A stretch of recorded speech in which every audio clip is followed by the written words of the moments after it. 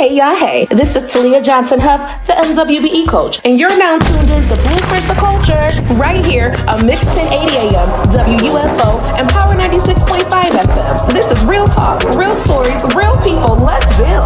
Good morning, Buffalo and beyond. Welcome to Blueprint the Culture. I am your host, Talia Johnson-Huff, the MWBE coach, and today I have two special guests with me. I'm super excited about Erika. I'm not gonna say the relation because I don't want people all over it. This is my cousin, y'all, my blood cousin.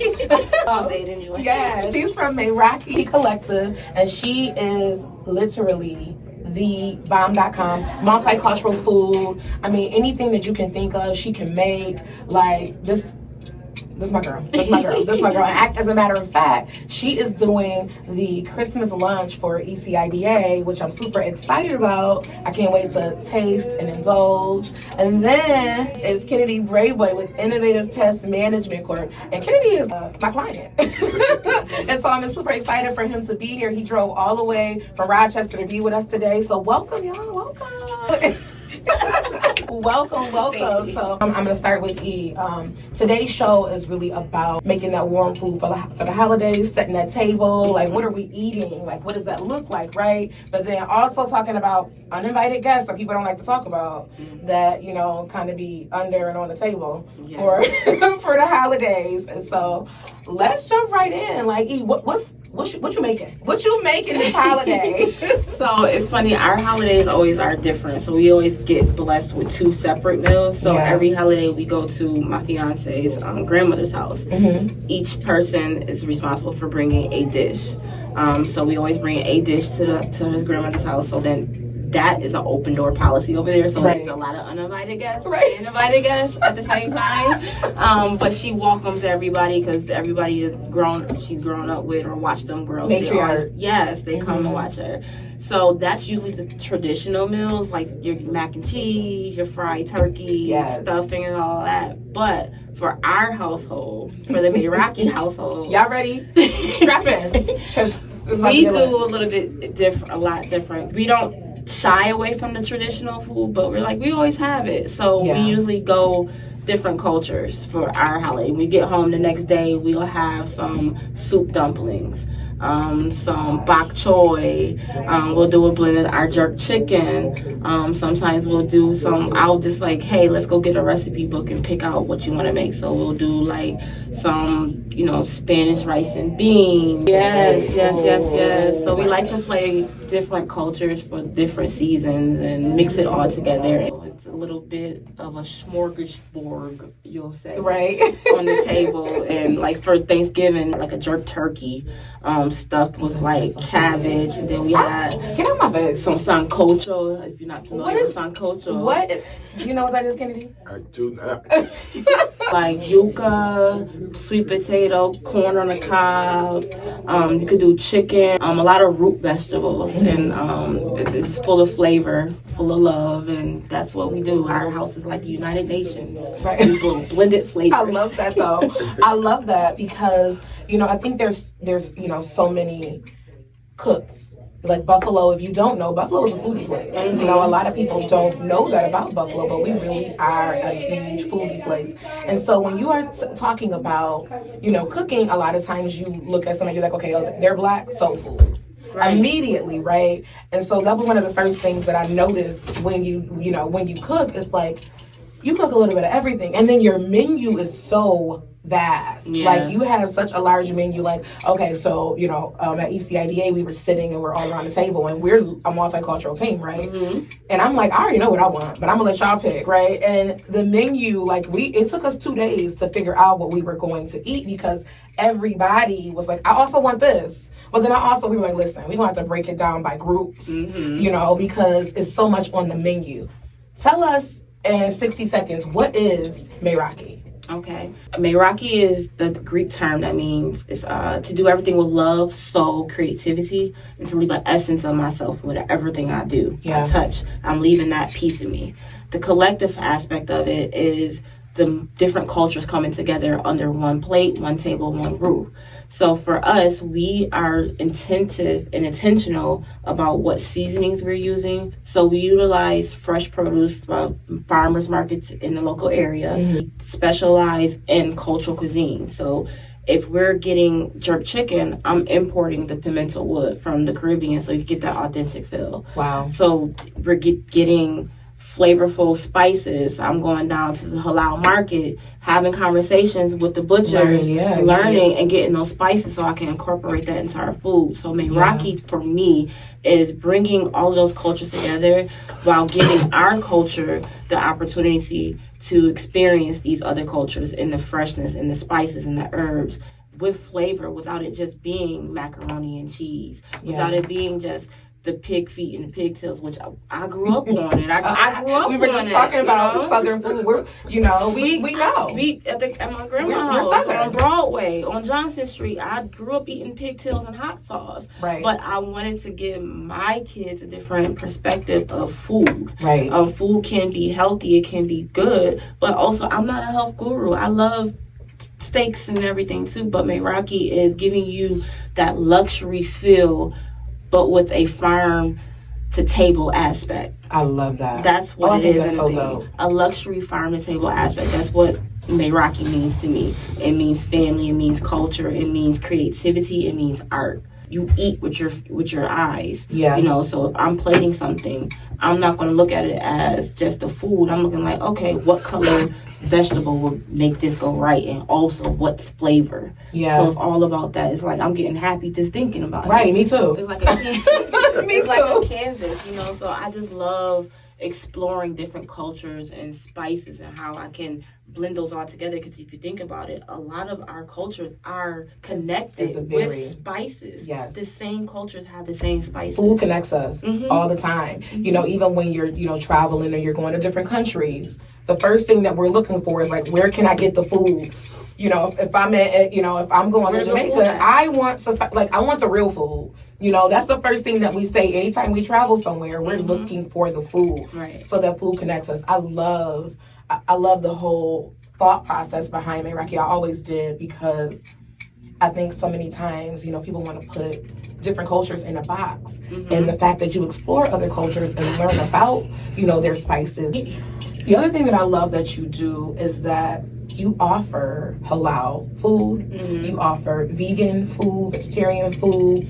So we were able to, a lot of times we have to order from different places when we're placing our order, and a place like ECIDA, there's board meeting. You can have a random meeting with a client. So there's always food. And when I say always food in office, first of all, Erika, I'm not about to make me big. But it's always food in the office. And a lot of times it's like someone's like, oh, I'm not eating because I have a gluten allergy. You have a gluten. You can prepare for, those who have a gluten allergy. So you offer so much under one roof. Yes. Like, when do you sleep? Girl. When do you sleep? Is it like when you're resting, you have like a notebook next to the bed because you have ideas?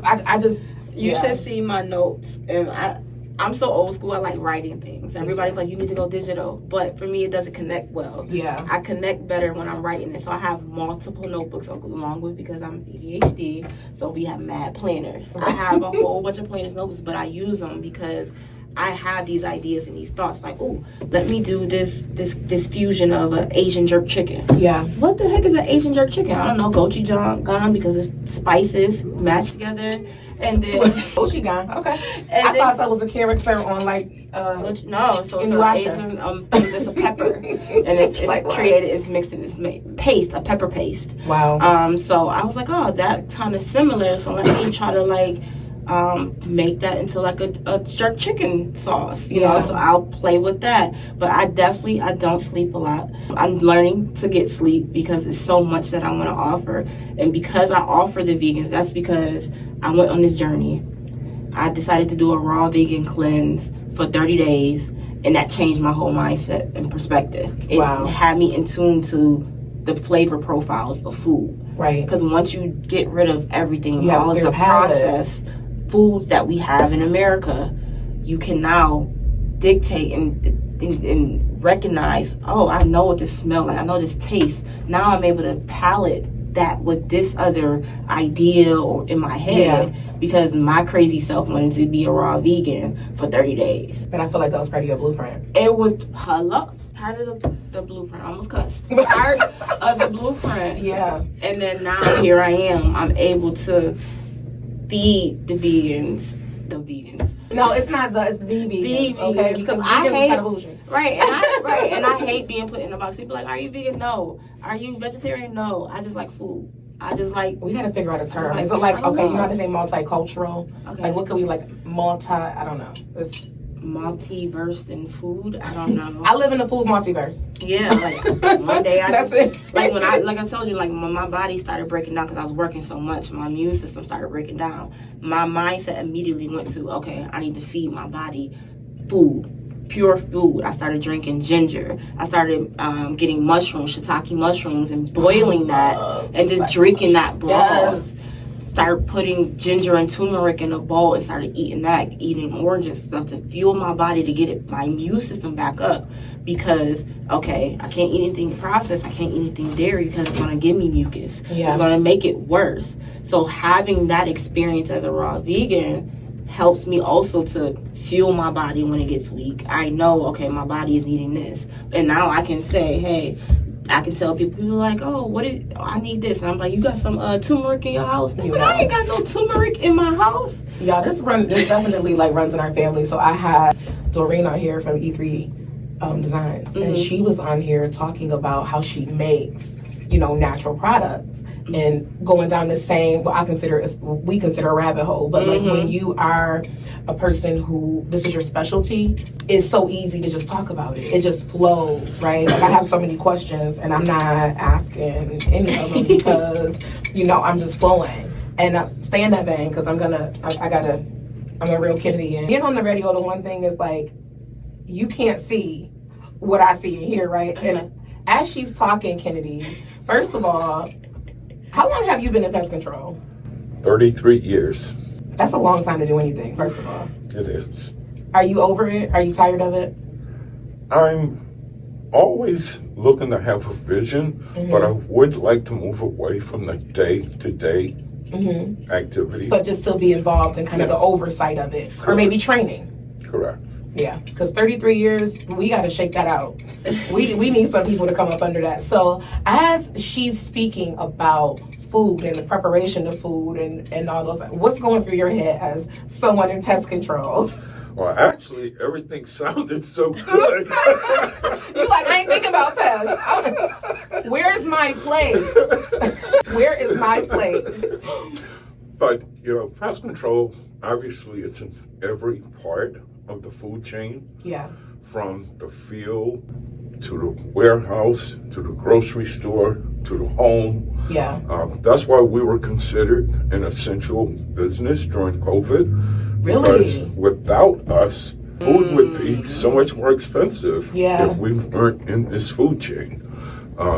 So that's the first thing, that people need to realize, that we are very much a part of their eating. Yeah.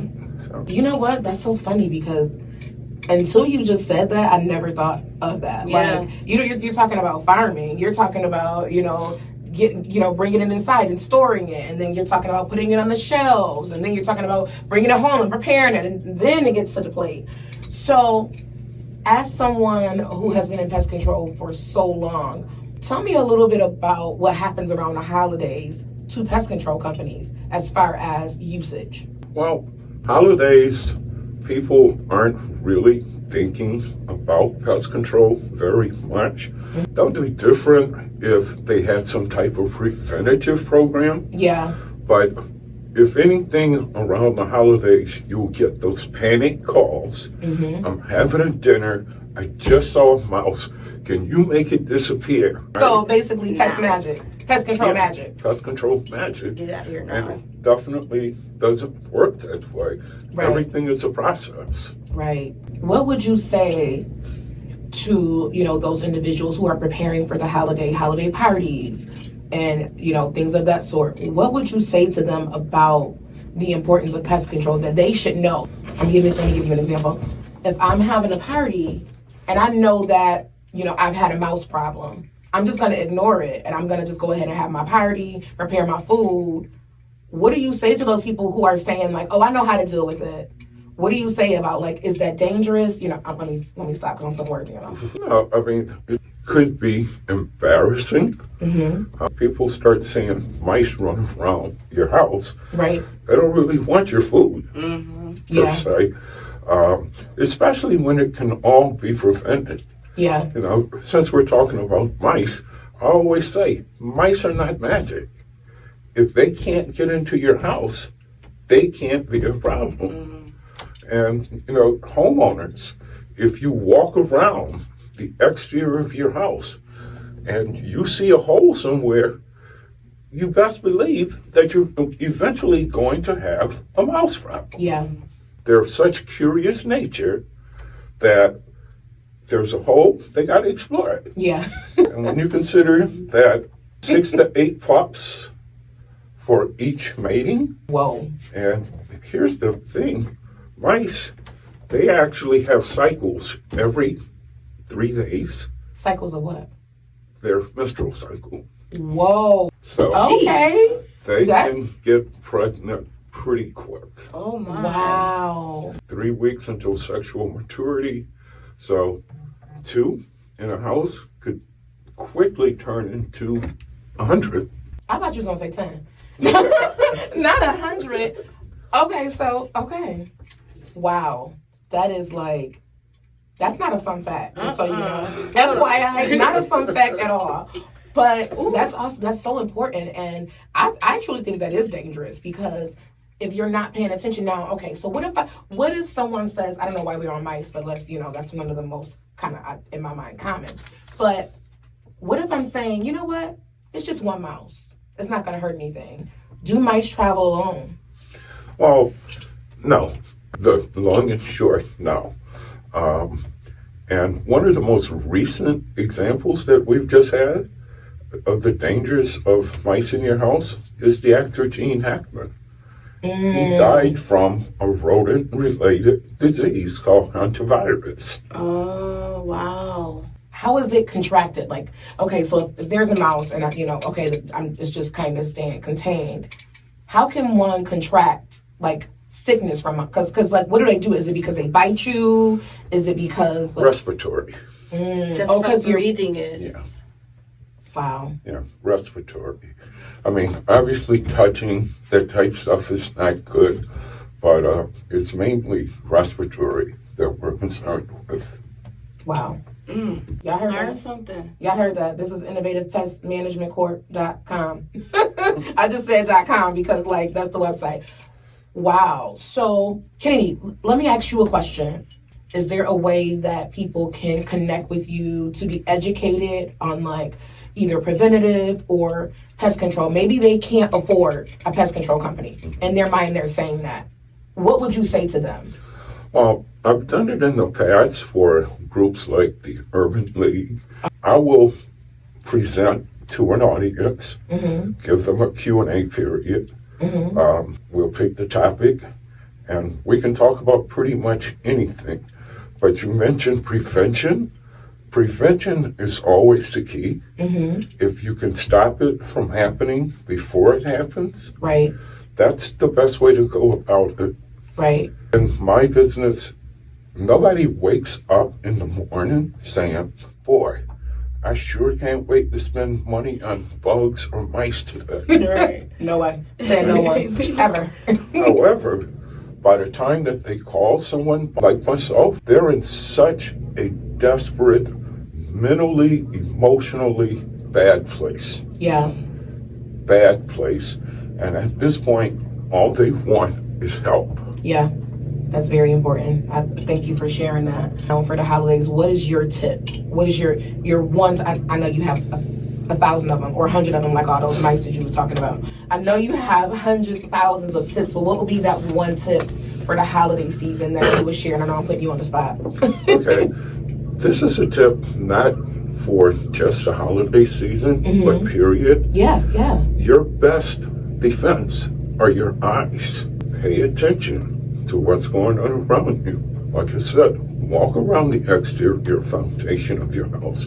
People come to their houses, they just go in the door, but you could save yourself so much trouble if you would just walk around Right. and look at your house. Right. I mean, obviously there are certain things that you have to bring into your house. They're not coming from outside. For instance, roaches, Right. bed bugs. They don't walk across the sidewalk. They catch a ride with you. But once again, your eyes. You know, if you're in a situation where you're in a place that you've seen roaches, it might be good to inspect yourself. Yeah. Same thing with bed bugs.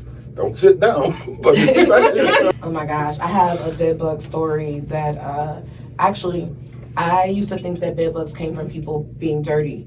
And during COVID, my daughter was bit up and we didn't know what it was, and they told us it was bed bugs. Well, guess what? She got her computer, the laptop, from the school, and the bed bugs were in the motherboard of her computer. Tore my house up, cost me so much money. I didn't know you then, Kennedy. Listen, I'm not gonna tell you what company I used, but I did, and it was like, it cost me about $2,500. And we threw out everything. We had to buy a new bed, mattress, everything. And we probably did it, but in my mind, that was the only way. Yeah. But Kennedy, just so you know, Kennedy will be back. Meraki will be back. Today's episode of Blueprint the Culture is brought to you by Construction Exchange of Western New York.